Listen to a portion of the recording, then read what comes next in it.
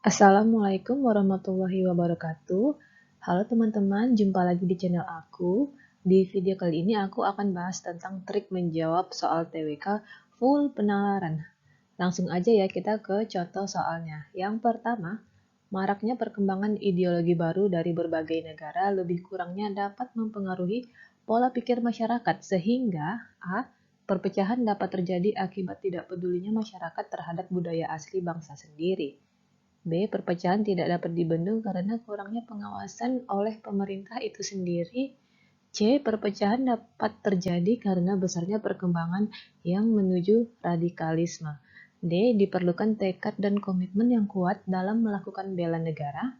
E. Masyarakat hendaknya lebih meningkatkan rasa nasionalisme sehingga tidak sulit untuk memfilter berbagai hal yang dapat menjadi ancaman dalam bela negara.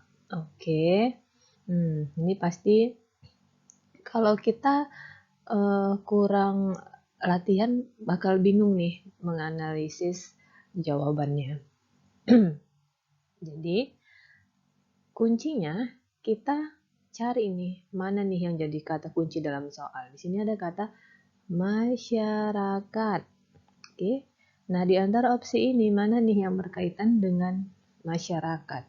Bisa kita lihat di sini ada yang A dan yang E. Kan? Kalau yang B itu kan pemerintah kan? Terus yang C dan D juga nggak disebutkan, dia terlalu luas. Nah, jadi kita harus fokus nih ke soalnya. Di sini yang dibahas tentang masyarakat. Nah, di antara A dan E, mana nih jawaban yang paling tepat? Kalau kita baca lagi soalnya, maraknya perkembangan ideologi baru dari berbagai negara lebih kurangnya dapat mempengaruhi pola pikir masyarakat. Sehingga berarti ini kan yang ditanyakan adalah dampaknya. Nah, di antara choice A dan E itu yang paling tepat jawaban untuk soal nomor 1 yang A. Kenapa? Karena dampaknya itu ya perpecahan itu terjadi akibat tidak pedulinya masyarakat terhadap budaya asli bangsa sendiri. Kalau yang E ini dia lebih ke saran atau tindakan yang harus dilakukan gitu ya. Jadi jawaban yang paling tepat itu yang A. Oke, bisa ya teman-teman? Nomor 2, berikut yang merupakan tantangan dalam bela negara di era pasca reformasi, yakni A. Kesulitan dalam menyebar informasi mengenai pentingnya bela negara. B. Penguatan pertahanan ideologi. C. Tidak adanya dorongan masyarakat untuk maju membela negara. D. Kurang persatuan dan kesatuan bangsa. E. Ketidakadilan perlakuan hukum di masyarakat. Nah, untuk menjawab soal model penalaran begini, kita harus melihat kata kunci dalam setiap soal. Di soal ini, kata kuncinya adalah tantangan dan era pasca reformasi. Nah, era pasca reformasi itu kan sekarang ini ya, atau saat ini, karena kita sekarang hidup bukan di era Orde Lama, Orde Baru, ataupun era reformasi, melainkan di era pasca reformasi. Oke. Nah, apa sih yang identik dengan era kita sekarang ini? Itu dengan adanya sosial media, tentu memudahkan untuk penyebaran informasi.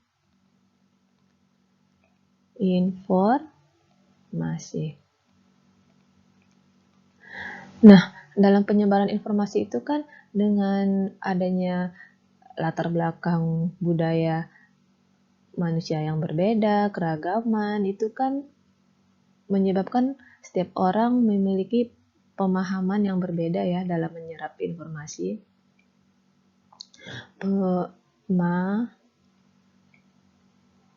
Pemahaman yang berbeda. Belum lagi ada hoax, begitu. Nah, ini tuh hal-hal ini yang menjadi tantangan dalam penyebaran informasi, yaitu Berarti jawaban untuk soal nomor 2 adalah yang A, kesulitan dalam menyebar informasi mengenai pentingnya bela negara. Bisa ya? Gampang kan teman-teman? Lanjut, nomor 3. Bela negara merupakan hak dan kewajiban setiap warga negara yang artinya, oke, kita lihat dulu nih kata kuncinya ada hak dan kewajiban setiap warga negara. Nah, kewajiban ini kan artinya tanpa terkecuali ya, tanpa terkecuali. Nah, oleh karena itu, di antara choice ini yang paling tepat itu jawaban yang A. Karena di sini disebutkan seluruh lapisan masyarakat tanpa terkecuali harus turut serta dalam upaya bela negara dari ancaman yang mengancam keutuhan bangsa. Kenapa bukan yang B? Karena yang B di sini ada kata di bawah 18 tahun, sedangkan bela negara itu merupakan hak dan kewajiban setiap warga negara. Untuk yang C, ini jelas salah ya, bukan. Untuk yang D juga dia kurang nyambung. Sedangkan yang E memang ada kata membela negara kapanpun dan dimanapun, tapi di sini disebutkan mau tidak mau, berarti kan kesannya dia tidak ikhlas gitu ya. Nah, jelas bukan jawabannya kalau yang E. Jadi otomatis jawaban yang paling tepat itu yang A. Keberagaman dan kemajemukan yang dimiliki bangsa Indonesia pada hakikatnya merupakan sebuah kekuatan yang apabila tidak diintegrasi, maka kata kunci dalam soal ini adalah integrasi. Integrasi adalah perbedaan yang apabila